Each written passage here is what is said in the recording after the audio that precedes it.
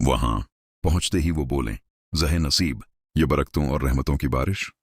रसूल खुदा आयशा से शादी करना चाहते हैं। अमरुमान ने कहा, वाह वाह, कितनी मुबारक तकरीब होगी ये।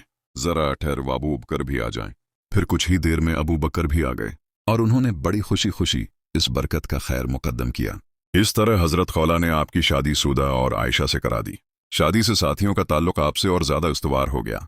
दोनों निकाह हो गए। सूदा रुखसत होकर आपके घर चली आए, मगर आयशा अभी छोटी थीं, इसलिए चंद साल बाद रुखसत हुईं।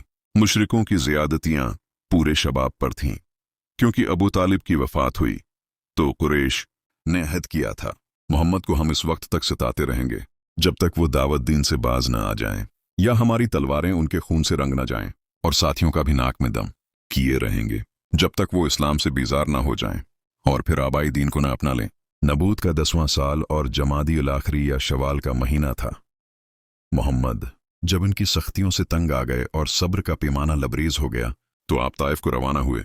इस वक्त आप इंतहाई बेचैन थे, और फिर उस बेचैनी में तन्हाई, मत पूछो दिल पर क्या बीती होगी।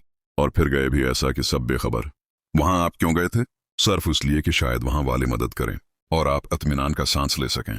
लेकिन आप वहां पहुंचे तो मामला बराकिस था। मदद करना तो दरकिनार, उन्होंने अपने यहां आपको ठहराना भी गुवारा न किया।